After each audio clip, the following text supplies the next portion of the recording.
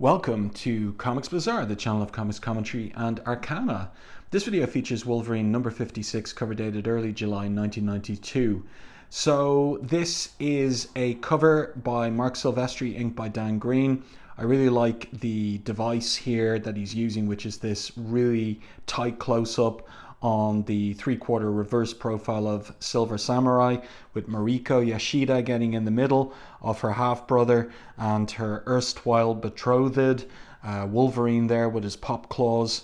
This is a really excellent, eye-catching, dynamic, engaging, absorbing cover. It really kind of puts you into the middle of this impending scrap between these two old enemies, going all the way back to the original Wolverine miniseries by Chris Claremont and Frank Miller, as well as that classic confrontation in Uncanny X-Men 173 by Chris Claremont and Paul Smith. So really like this cover by Silvestri. This, I think, is also the first time that he produces this parchment signature with his surname in 3 syllables, Silvestri, and then there's only a little small bit at the end for Dan Green to put in his initials. I think it's the first time he uses it. So interesting to see that here. And also I think that Dan Green using a brush on the cover for the inks, but also some kind of crow quill pen, I think, for some of the finer hatching on the characters. And one last thing to note, which is that the title is now on the summer bi-weekly schedule, and that, I feel, has put some pressure on the last creative team member to touch a comics page at the time, which is the colorist. So we'll see that inside there's a few coloring errors. Let's open this one up to the first page, which catches us up on the events of the previous issue in Wolverine's first person narration, and he's in the middle of a deadly fight with Cylla Markham, and she has been upgraded into this deadly bladed cyborg by Donald Pierce before his death in Uncanny X-Men 281. Wolverine here, close up in her computer guidance system. Back off, Cylla, he exclaims, I ain't partial to slicing on ladies. And she replies, oh my, aren't we the gentlemen? Maybe there isn't enough organic original tissue left in me to qualify for that distinction.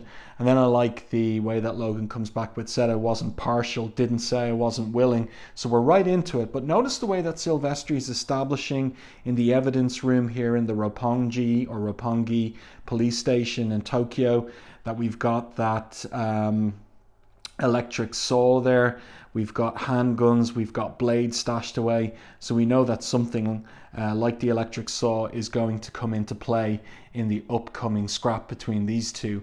Creative team over here in the bottom left hand corner: Larry Hama writer, Marc Silvestri penciler, Dan Green inker, Pat Brousseau letterer, and Steve Buccellato colorist. But as I said a minute ago, Steve Buccellato probably under deadline pressure to get these pages done, and there are some coloring errors coming up.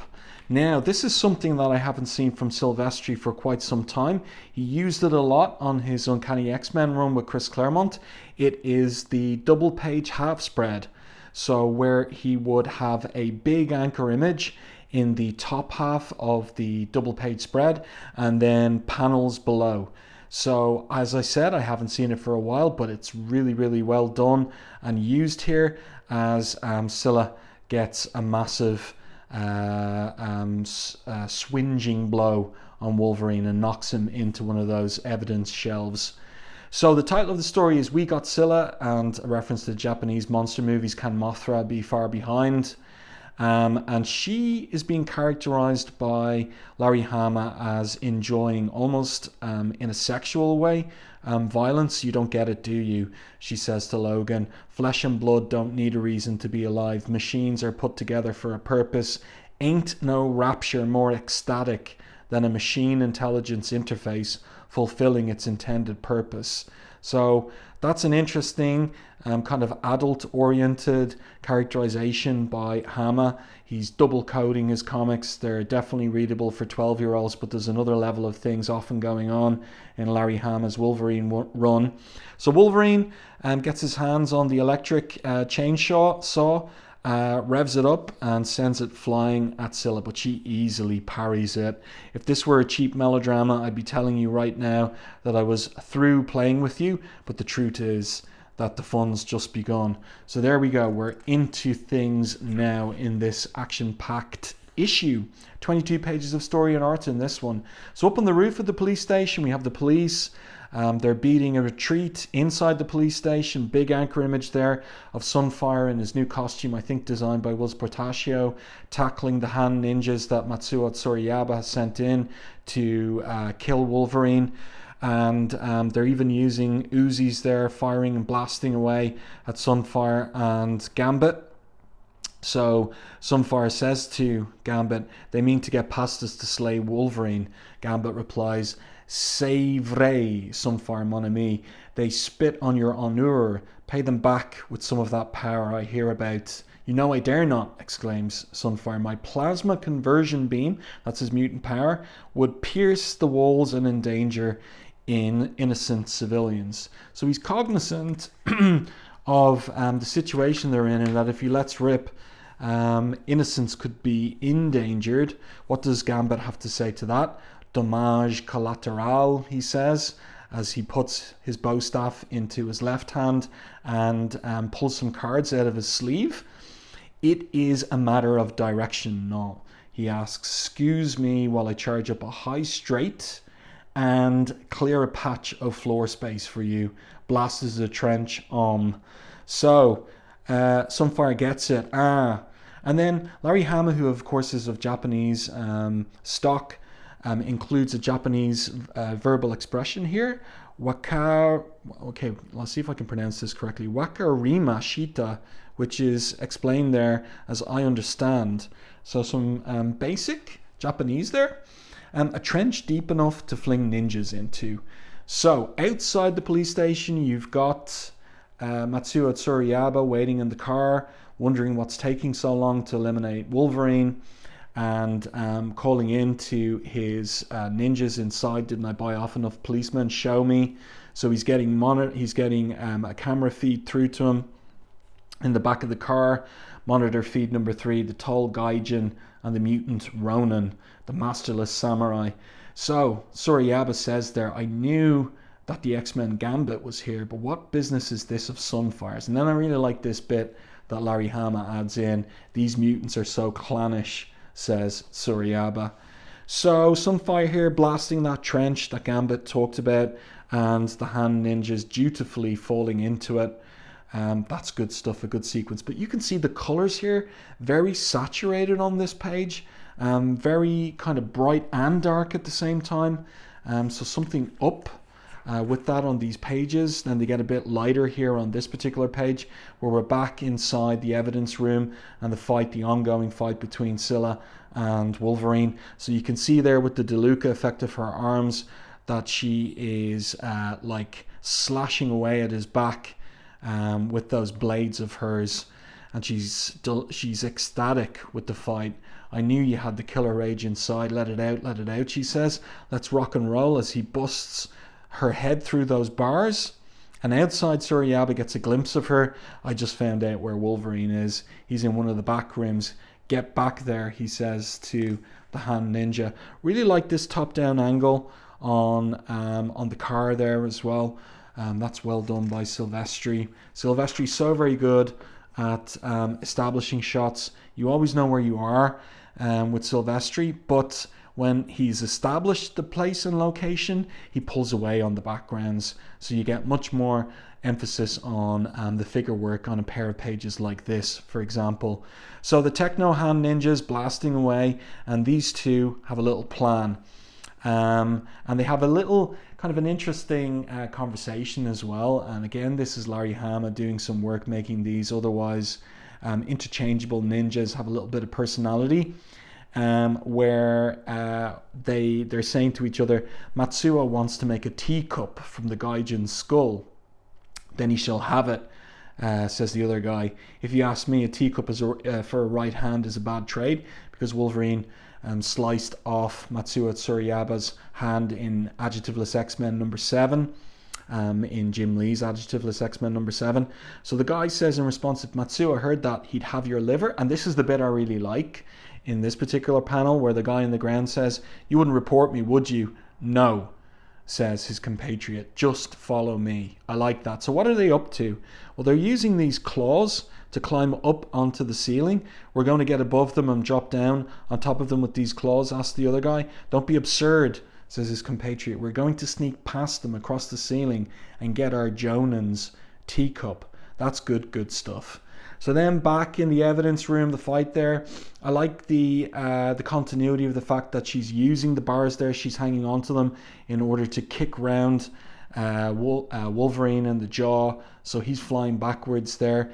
Some of these pages, I think that Dan Green is using the Crowquill pen, and other pages he's just using the brush, as here on Wolverine's anatomy back and the hair on his arm and back as well. So Cylla continues with her ranting. Every ounce of me that ain't devoted to fighting is just there to get me to the fight, she says. Just plain old killing don't do it for me. I need the challenge of an opponent with chops and heart. I need a run for my money. I need combat with an edge.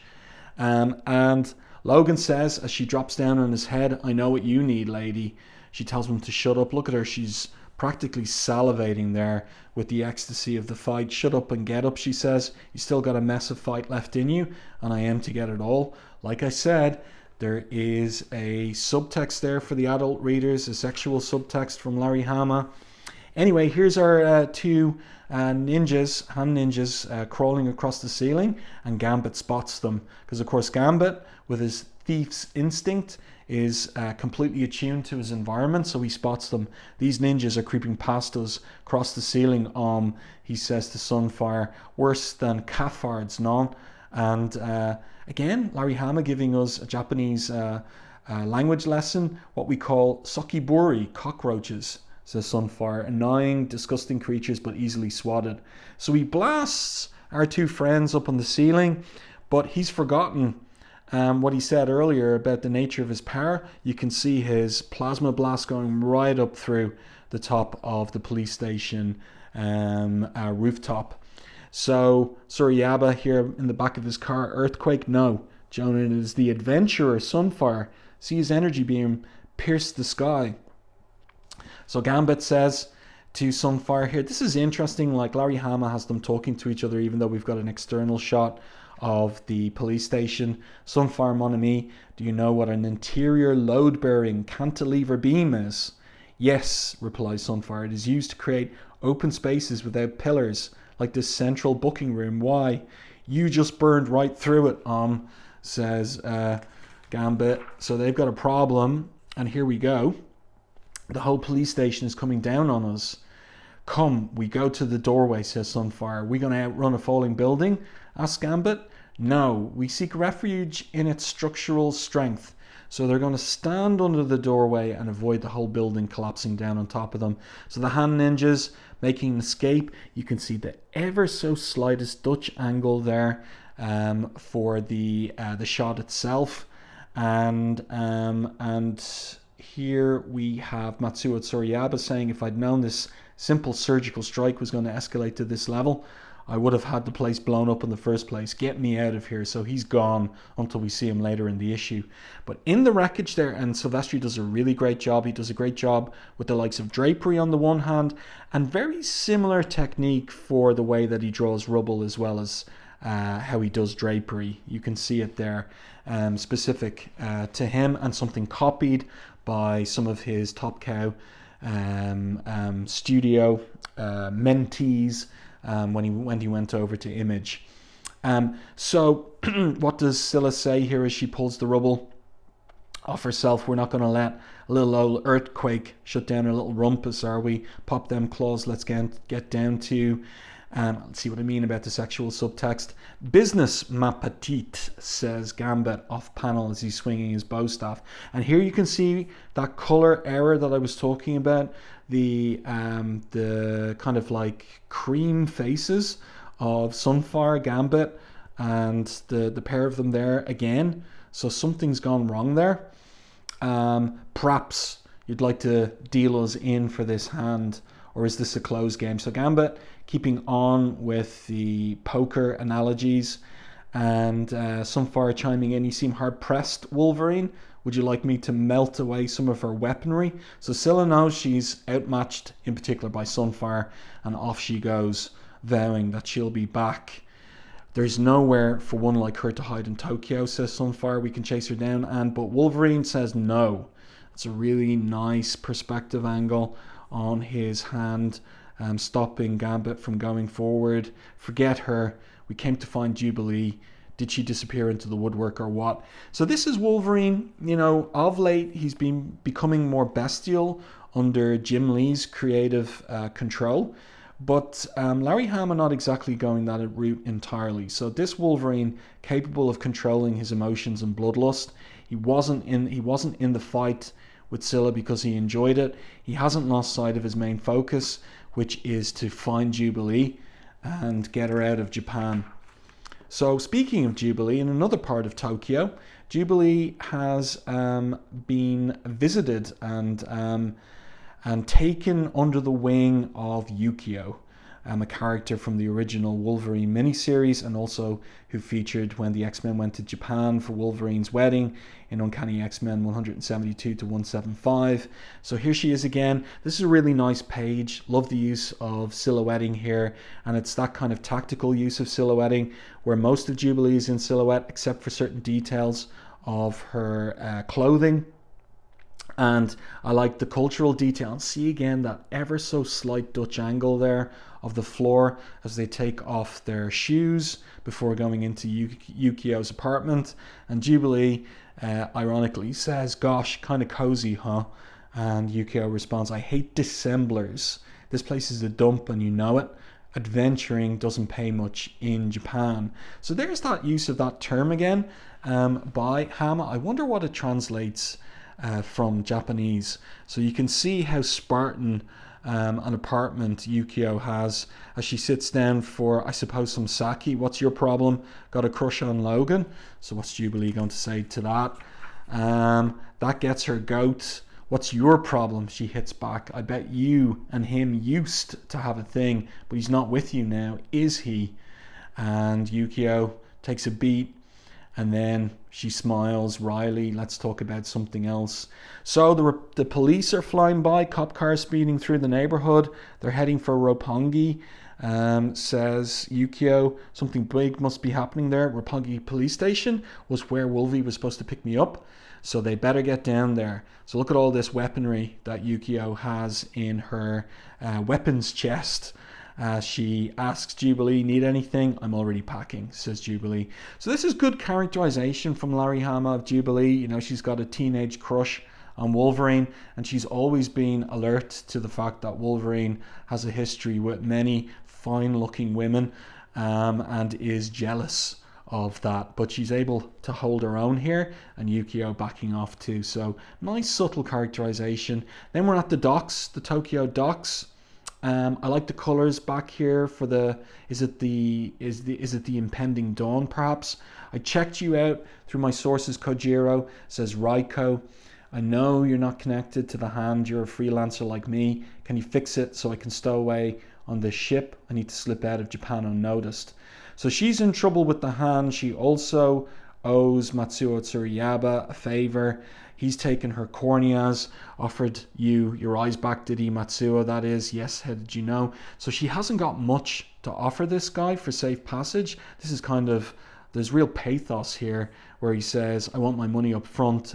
And she unfurls this package. This is all I have, my mother's pearls, some jade. And he basically flings them on the ground, everything. Worthless trinkets, got any yen, Swiss francs, Krugerrands. This guy's got no heart. And he's betrayed her as well. Too bad. If you had enough cash, I'd have let you slide. But times are tough, kid. And business is business. She's all yours, boys. So here again, we've got that device of everything in silhouette. Keeps the layouts interesting, but also saves Silvestri, 20 minutes on the panel in a way. So Yukio, aghast, betrayed.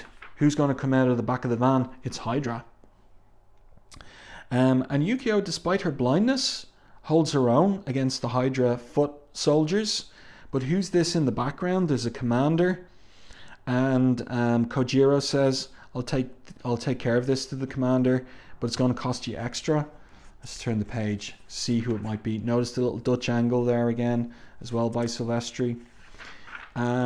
So he catches Yukio there and brings her in those chains to the Hydra commander. And who does it turn out to be? Zora de Plata, Silver Fox. I have need of a poisoner, she says to Reiko, and Hydra will be ever so grateful. And who else but Hydra could help you evade the hand?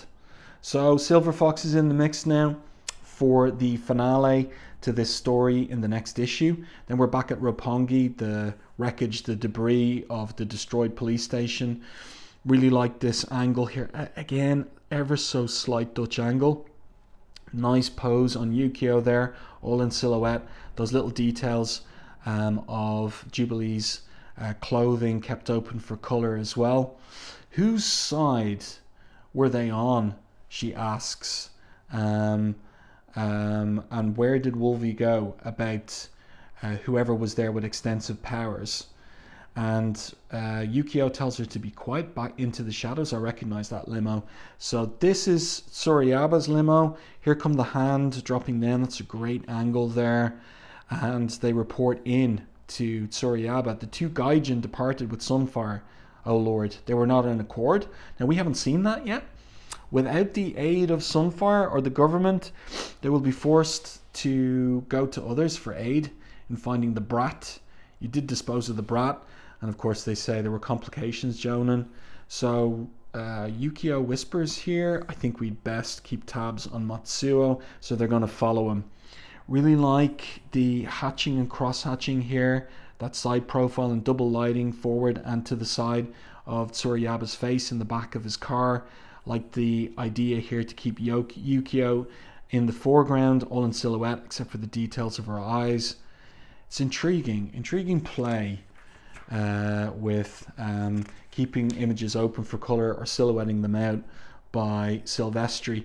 So now we get a big anchor image of what the hand we're talking about. The fact that they're not in accord. Stop, declares Sunfire. You can't just come barging into this country, destroy government property, and blithely ride off into the night. So Wolverine on his Harley, he's been reunited with his Harley. Just watch me, bub. And I like the continuity detail of the fact that Gambit is driving the destroyed taxi that they took from the airport to the police station. And Sunfire just drops down in front of the pair. That's a really nice panel too. This tight close-up on the front wheel of the taxi. And Logan there on his Harley as well, screeching to a halt. I like this little sequence of tall panels as Wolverine gets right up to Sunfire's chest there, poking him in the sternum. You were the one who unleashed mega bolts and trashed the place, he says to Sunfire. Who asked for your help in the first place? So Sunfire's not happy with that. You know, he's all about honor. We'll settle this later, he says as he flies off. Where to now? Asks Gambit. We go talk to somebody who has juice in this town, says Wolverine. And again, the trope or the device of the silhouetting of the characters and the ever so slight Dutch angle there as well. Like this establishing shot of the Clan Yashida palace. And Mariko's giving a presentation with a flip chart here. So it very much is 1992 rather than 2025. She'd be giving a slideshow presentation on big computer screen, but she's talking to the chiefs of the Yashida clan, talking about how the Yashida clan doesn't have as much power as maybe its reputation would imply it does. And she says here, what is mere political influence against sheer ruthlessness and immense wealth? She's talking about the Hand versus Clan Yashida. And her men say, the politicians who always favour us have too much honour to betray us. And I really like this line by Larry Hama. It's so wordily wise, where Mariko responds, politics and honour are mutually exclusive terms, my friend. And I think that's a perennial piece of wisdom, as valid in 1992 as it is in 2025. And she's continuing there. She says, we can't just ignore the Hand. We have to come to terms with them or they will swallow us whole. And one of her men says, "Are you suggesting we make a deal?" "No," she says. And in comes, who is this? The familiar armor of Silver Samurai. "Mariko lies," he says. "That is exactly what this false Oyabun suggests." So of course she recognizes her half-brother, Silver Samurai. How'd you get inside? Again, look at the device of having her in silhouette in the foreground, except for the little detail there of her earring. "Shingen was my father too," he says, "though he denied me my birthright. He did bequeath me a few secrets, so how to get in to the boardroom. I have come to save the Yashidas from the hand," he says.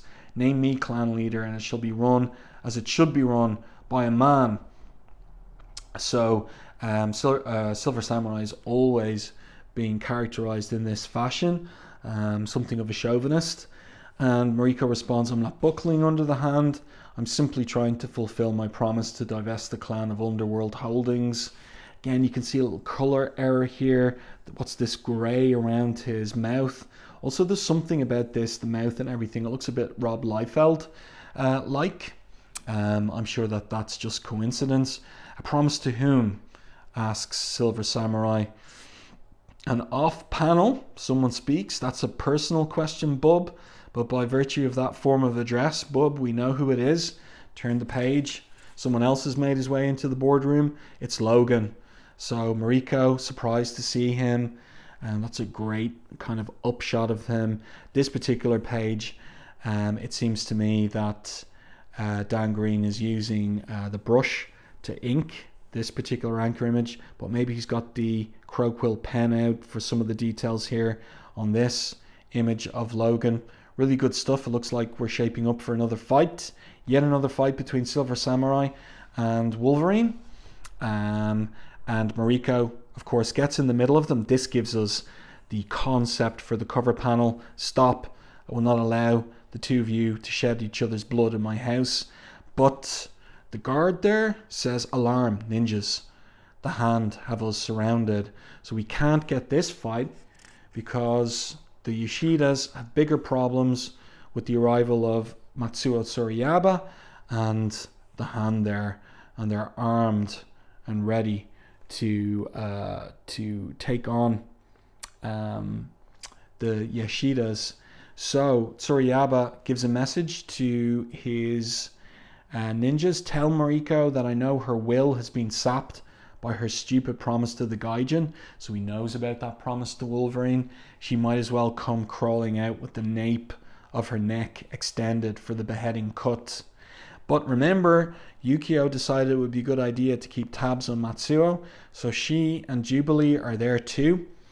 And Jubilee whispers, "These are some palatial digs, Yukio. Who lives here? Mr. Sony?" That's pretty funny. "Don't you know?" she asks. "This is the home of Logan's true love."